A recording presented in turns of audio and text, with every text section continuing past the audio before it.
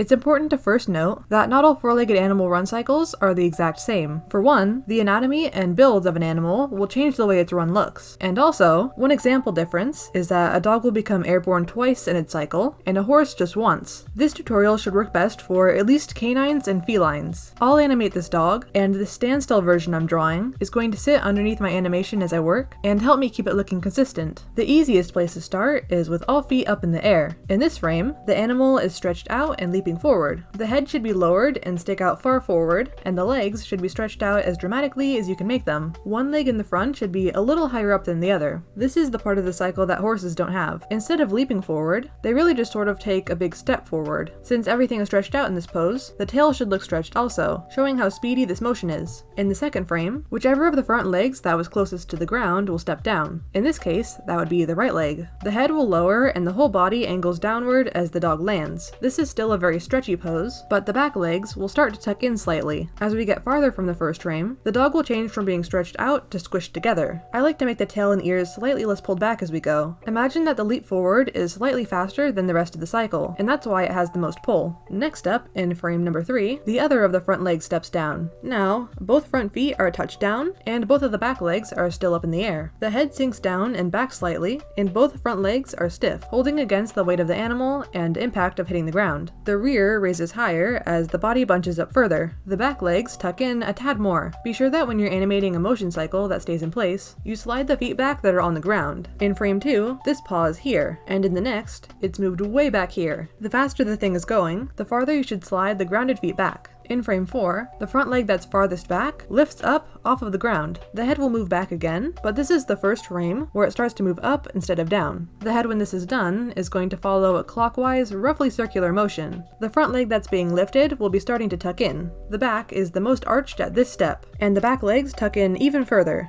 The front leg on the ground is pushing the whole body upward. Frame 5 is the second frame where all 4 feet are off of the ground. Instead of being stretched out though, like the first airborne frame, this is a very bunched up pose. The head moves up and back further, the back straightens out a bit, and all of the legs are so tucked in that the front and back legs overlap. Before this, the further of the front legs was ahead of the other, but around this point they usually swap places, and now the closer is ahead. In frame 6, one of the back legs finally touches down on the ground. This will be the leg behind the front one that pushed the dog off of the ground. That was the front left, so now on the ground will be the back left. The head will begin to move both up and forward this time, since the animal is now pushing off into the flying leap frame we started with. The back leg on the ground is stretched out to touch down, and the back lowers and straightens more. The back leg still in the air is stretched out forward, preparing to take a very big step. The front legs start to untuck slightly, and the closer remains ahead of the other. Last of all, frame 7 is a big push off of the ground, the final frame before it loops back to the start. The back leg that was stretched out forward makes its big step, and around the same time, the other back leg is just beginning to lift off of the ground. Be sure that this frame fits nicely between the previous and the beginning frame. The front half of the body you can treat like an in-between frame. Just draw between the two.